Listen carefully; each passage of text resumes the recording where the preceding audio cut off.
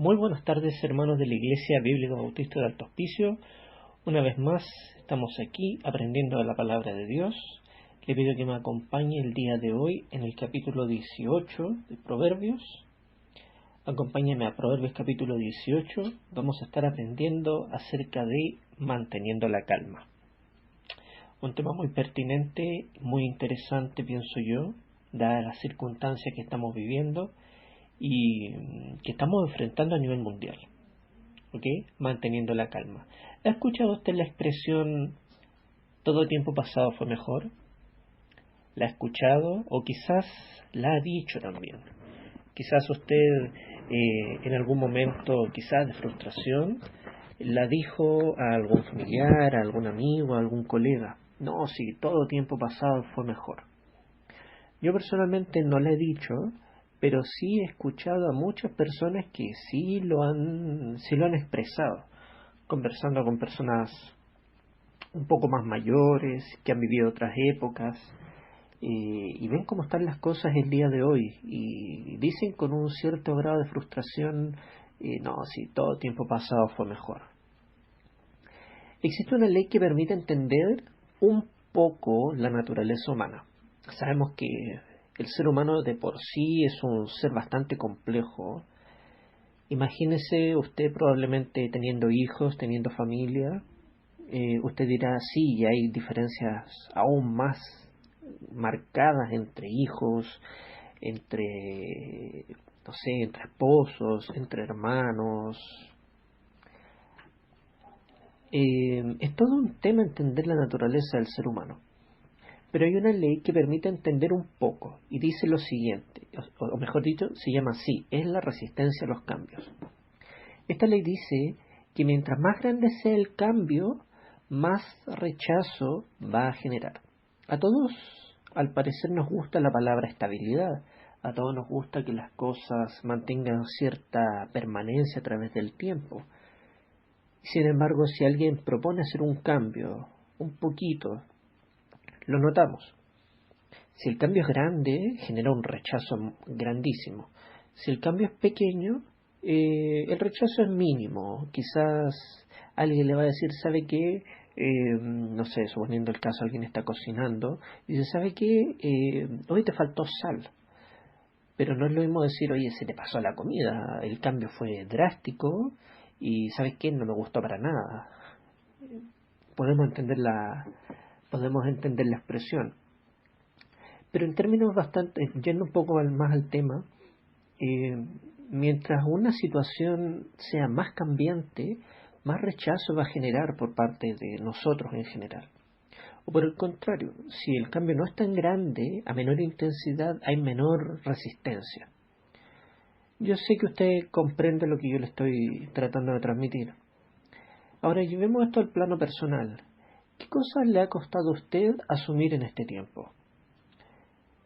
¿Qué cosas usted considera que han cambiado en su vida o en nuestra vida, en nuestro entorno, que le ha costado asumir, aceptar? No me gusta esto, no me gusta esto otro, me genera problema, me desagrada. Alguien podría decir, la tecnología me genera rechazo, no me gusta la tecnología, no me gustan los cambios que están ocurriendo, no me gusta que ahora las cosas sean cada vez más complejas o que tengan, no sé, me acuerdo una vez una persona le regalamos un celular y se puso con bastantes problemas porque tenía que dejar el teléfono con teclas y decía no quiero, no quiero y realmente la persona se frustró bastante.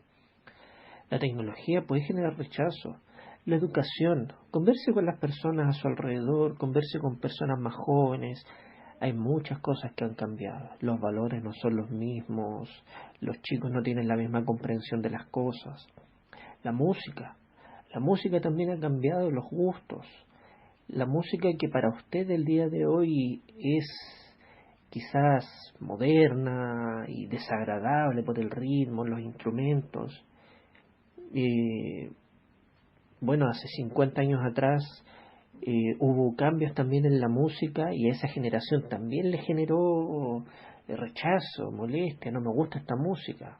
Yo me pongo a pensar un poco en la década del 50, 60, yendo muchos años atrás, todo el, toda la resistencia que generó, por ejemplo, el que los jóvenes ahora escucharan rock and roll y ya no escucharan la música, no sé, los tangos que se escuchaban bastante en la década del 30, 40, sobre todo acá en el norte. Bueno, estoy poniendo un ejemplo bien práctico acá del momento. La vida social también ha cambiado mucho, ha disminuido bastante la interacción entre muchas personas. Ahora nos comunicamos más bien por teléfono, WhatsApp y todo eso. La cuarentena. Ese es un gran temazo que va a ocasionar o que está ocasionando grandes problemas entre todos nosotros, entre todas las personas. Y no sería extraño si pasen 4 años, si pasan 6 años y alguien diga, ¿sabes qué? Recuerdo mucho que me ocasionó un cambio drástico en mi personalidad el haber estado encerrado por tantos meses producto de la cuarentena del año 2020, ¿te acuerdas? No sería extraño que ocurriera. El proverbio de hoy es el proverbio 18, versículo 14. El tema que estamos tratando hoy día se llama manteniendo la calma. Fíjese lo que dice el libro de Proverbios. Proverbios 18:14 dice, el ánimo del hombre soportará su enfermedad, mas ¿quién soportará el ánimo angustiado? Lo repito, el ánimo del hombre soportará su enfermedad, mas ¿quién soportará el ánimo angustiado? Mientras más vivimos, más cambios vamos viendo a nuestro alrededor, y estos cambios pueden ser en nuestra familia, en nosotros mismos. A veces estos cambios pueden causarnos angustia, pueden causar melancolía por lo antiguo, pueden ocasionar que anhelemos las cosas de antes, traer recuerdos de cómo era la casa donde nacimos, de las cosas que hacíamos cuando éramos niños, cuando éramos jóvenes, cuando estábamos en otra ciudad, lo que hacíamos cuando las cosas eran más sencillas, cuando la vida no era tan compleja como hoy día. Podemos caer en un cierto grado de angustia. Y el proverbio de hoy nos señala que si tenemos la actitud correcta, si tenemos buen ánimo, podemos soportar incluso los achaques de las enfermedades. Porque existe en nosotros un deseo interno que nos dicta que vamos a salir adelante. Sé que voy a salir adelante y esto no me va a vencer. Podemos estar, no sé, con una fractura, un resfriado, incluso hay personas que han tenido coronavirus, pero internamente dicen, esto no me va a vencer, esto no me va a vencer, esto no me va a ganar, y salen adelante, y progresan, y surgen, y se recuperan, y vuelven a su vida normal. Pero ¿qué pasa cuando el corazón está enfermo? ¿Qué pasa cuando el corazón nuestro está angustiado? El proverbio dice que ya no hay más remedio, se puede venir lo peor. Fíjese en la segunda parte, ¿quién soportará el ánimo angustiado? La última barrera, la última defensa, es la actitud que elegimos para enfrentar los problemas. Y aquí dice, cuando esa barrera se omite, cuando esa barrera ya no protege la de tener un buen ánimo, ¿qué ocurre? Ya no hay más remedio, porque no hay una respuesta frente a eso. Quizás no todo tiempo pasado fue mejor, pero quizás haya otras cosas que te causan angustia y que te afligen, que hacen que nuestro corazón se haga agüita, como una vez escuchaba decir un amigo. Quiero ir un poco más profundo ahora, no solamente hablando acerca del pasado. Piensa en tus anhelos sentimentales. Piensa en los logros que podrías haber alcanzado, o mejor dicho, no piensa en los logros que podrías haber alcanzado, sino que piensa en tu pasado, en cómo podrían haber sido las cosas si hubieses tomado otras decisiones, y hoy día lo traes a la memoria y te afliges. Piensa, o a veces piensas en las cosas a las cuales has renunciado para poder tener lo que tienes hoy día. A veces pensamos en los familiares que han partido y que ya no van a volver. Personas que amamos y que quedaron atrás. Yo recuerdo mucho, por ejemplo, cuando estaba niño, tenía 10 años, y nos vinimos de Santiago. Yo tenía ya mis redes de contacto, tenía no mi familia más cercana, pero sí tenía una comunidad a la cual pertenecía y que era toda la familia de mi mamá.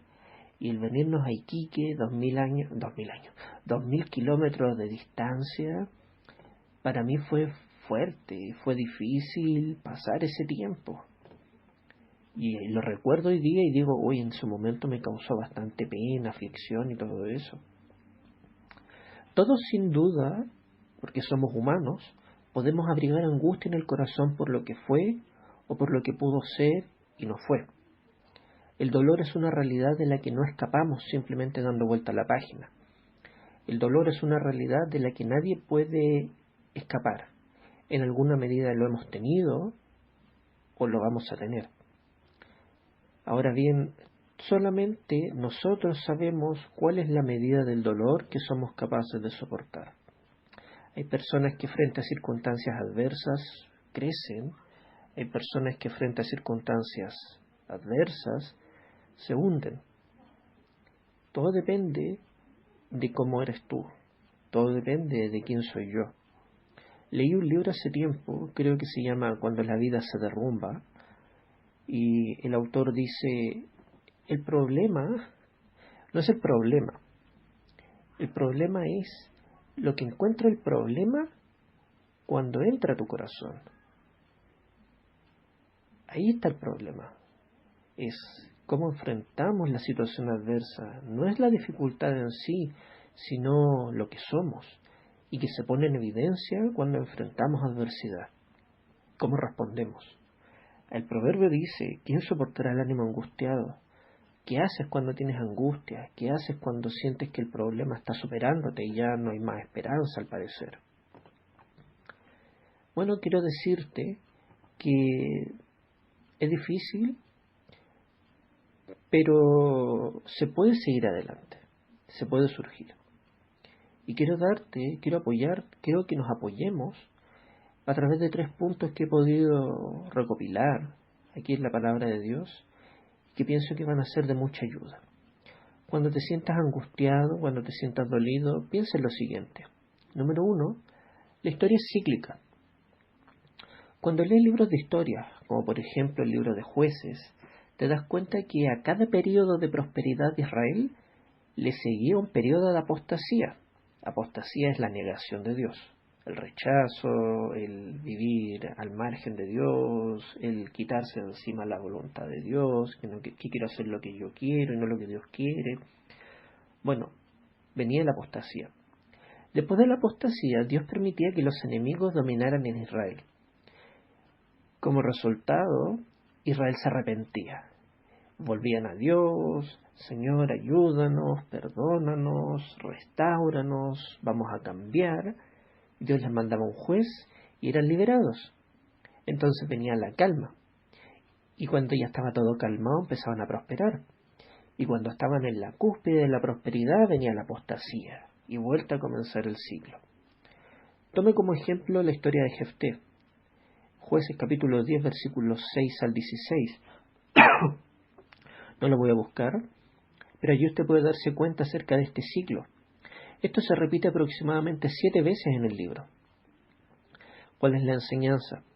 Ninguna pena, ninguna angustia que nos aflija hoy va a durar para siempre. Ninguna. Absolutamente ninguna aflicción, ninguna angustia va a durar para siempre. A cada día le sucede una noche. Si hoy tenemos dolor, mañana tendremos la satisfacción de tener la bendición de Dios. Y ese dolor se va a olvidar. Esa angustia va a quedar en el pasado, como dice el libro de Job. Te acordarás de ella como de aguas que ya pasaron. El escritor C.S. Lewis lo explica así. La vida del creyente es como una montaña rusa. A veces vamos hacia arriba, a veces vamos hacia abajo. A cada cambio de dirección le sobrevendrán otros más.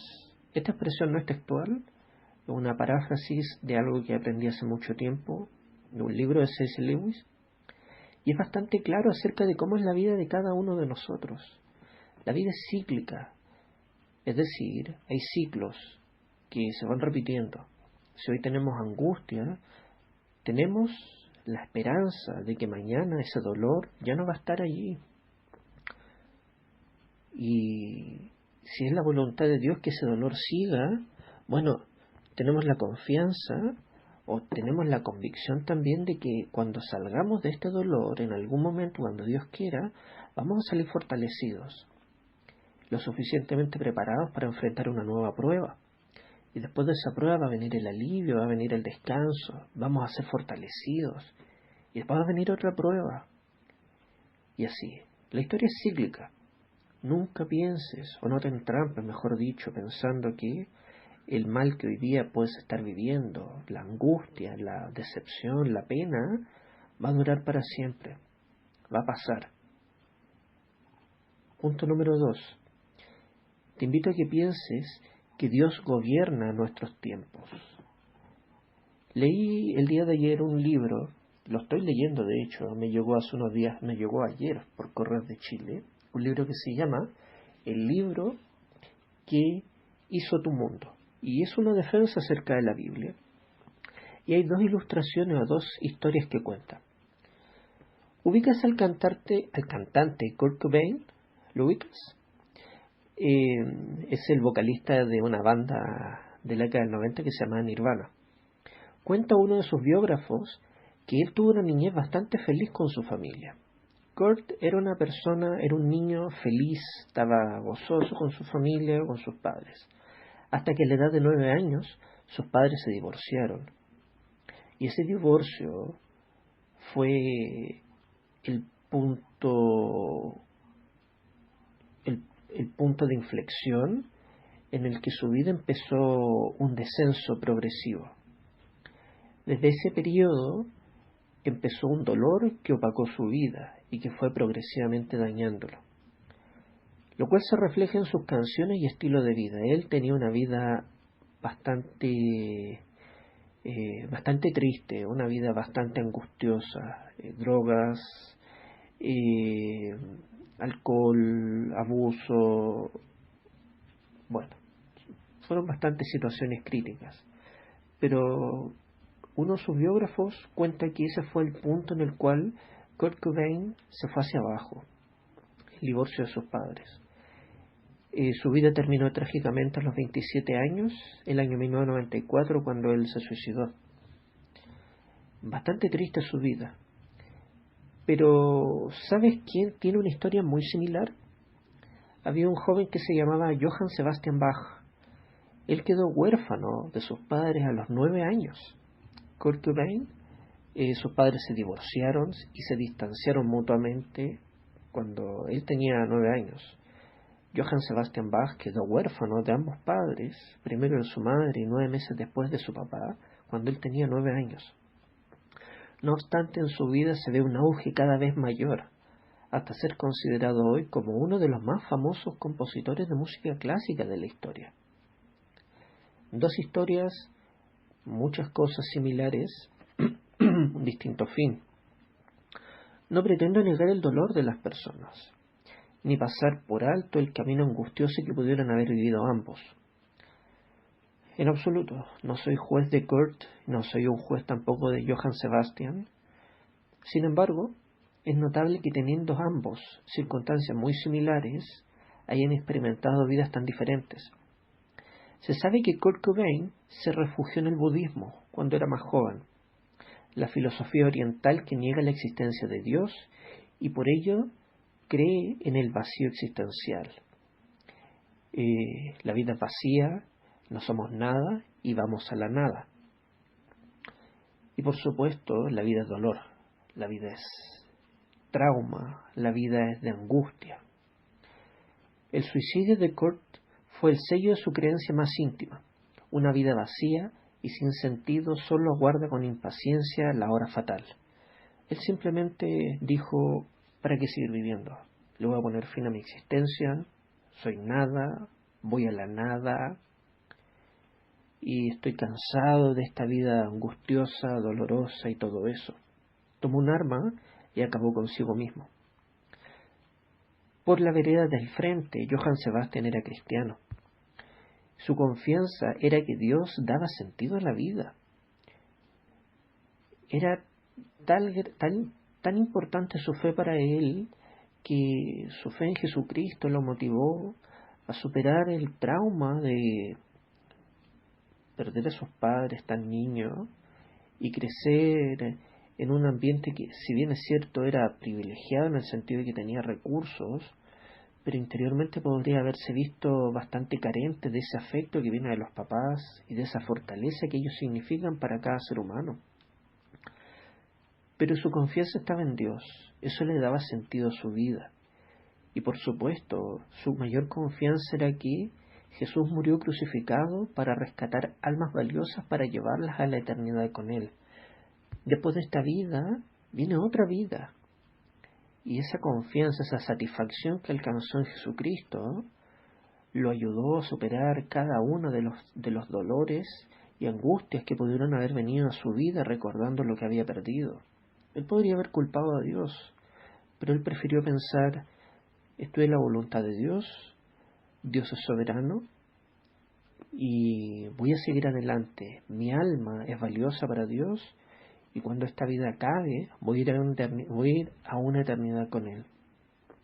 El dolor de hoy era nada, considerando la eternidad futura, en paz y armonía con el Señor. El Salmo 31, versículo 15 dice: en tus manos están mis tiempos. En tus manos están mis tiempos.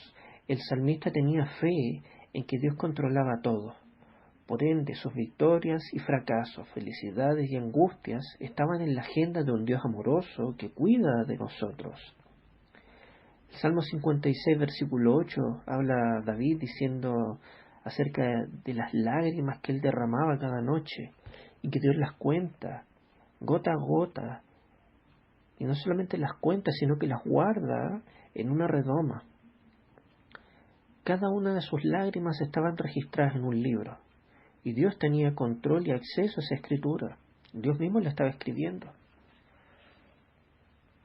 Este pensamiento animaba a David diciendo: lo que yo siento, Dios tiene control sobre esto. El dolor que sentimos tiene un propósito en Dios. Esa es la culminación de este punto, sumamente importante, porque es el sentido que tiene el sufrimiento y la angustia, sea cual sea que podamos estar viviendo. Sea cual sea nuestra angustia, sea cual sea, tiene una respuesta en Dios, tiene un propósito en Dios. Y punto número 3, esta vida no es la última realidad. Hay una filosofía que hoy día es muy abundante y no se predica de manera abierta, pero yo me doy cuenta que muchas personas la creen, y es el materialismo.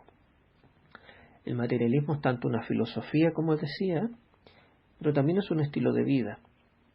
El estilo de vida materialista dice que lo más importante es lo que podemos conseguir materialmente.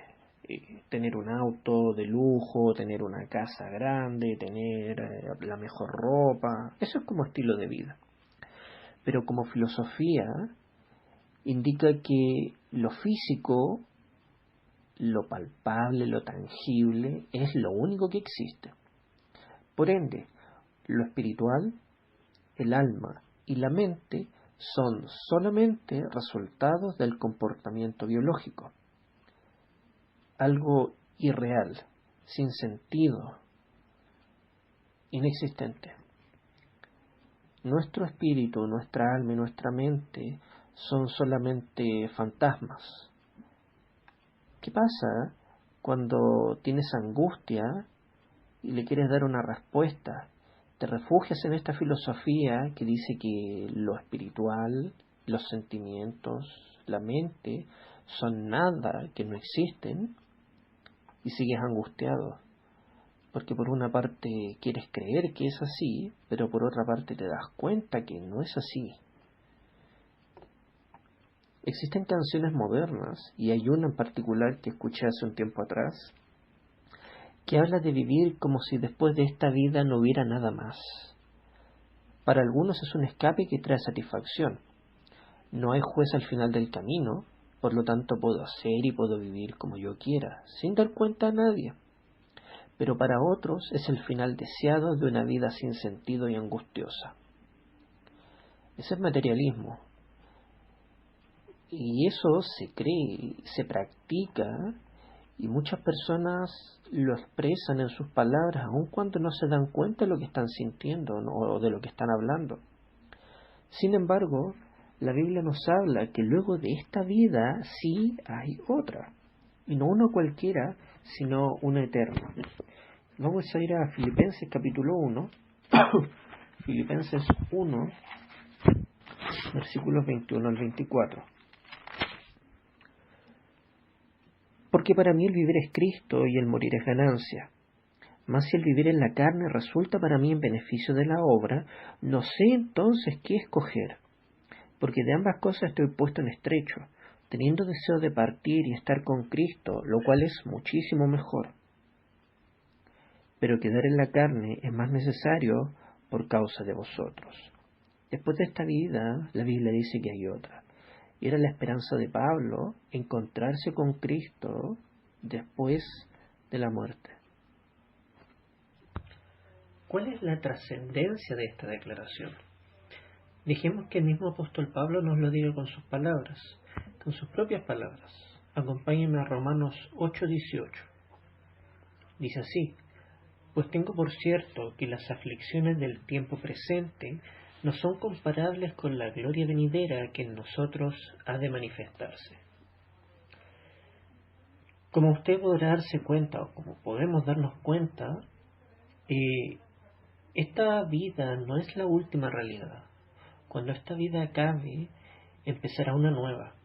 Tenemos esa confianza, dado que en la Biblia se nos presenta esta realidad, se nos presenta esta instancia como algo real, no como una aspiración, no como algo simbólico, no como algo, como un anhelo que las personas pueden desarrollar y que por supuesto no es posible. No es una utopía, así como uno podría decirlo en un lenguaje más literal. Esto es una realidad. Y Pablo disfrutaba teniendo esa confianza en el futuro, y nosotros también podemos tenerla si ponemos nuestra confianza en Dios y perseveramos en su palabra.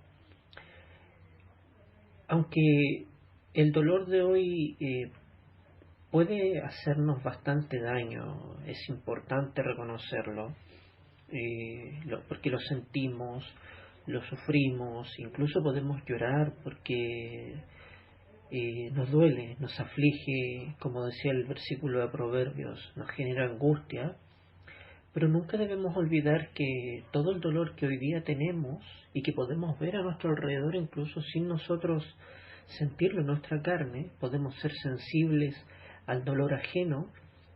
Siempre consideremos que el dolor, sea cual sea, es pasajero, se va a acabar, y la eternidad con Dios será millones de veces mejor que la suma de todas las cosas maravillosas y excitantes de esta vida terrenal. Piensa por un momento, ¿cuál es tu momento más feliz o cuál ha sido tu temporada más agradable en tu vida?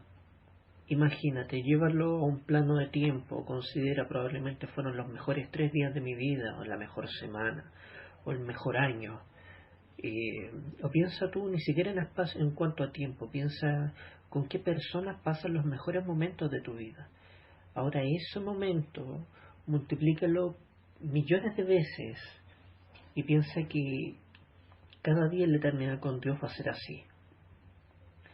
Esa es una esperanza, esa es una realidad en el futuro. Eso va a ser nuestro diario vivir cuando estemos en la presencia de Dios. El dolor y la angustia, y ya con esto termino, han marcado fuertemente la vida de muchas personas, incluyéndome a mí. Todavía siento en mi corazón dolores del pasado como si hubiesen ocurrido ayer. Recuerdo noticias trágicas, eventos no deseados, noticias que no me gustaría haber escuchado, cosas que han ocurrido en mi vida y que me generan desagrado. No me gusta recordarlo, pero a veces vienen, a veces toman los recuerdos, se dejan aparecer en mi mente y de alguna manera ensombrecen mi alegría la alegría que puedo estar teniendo en ese momento.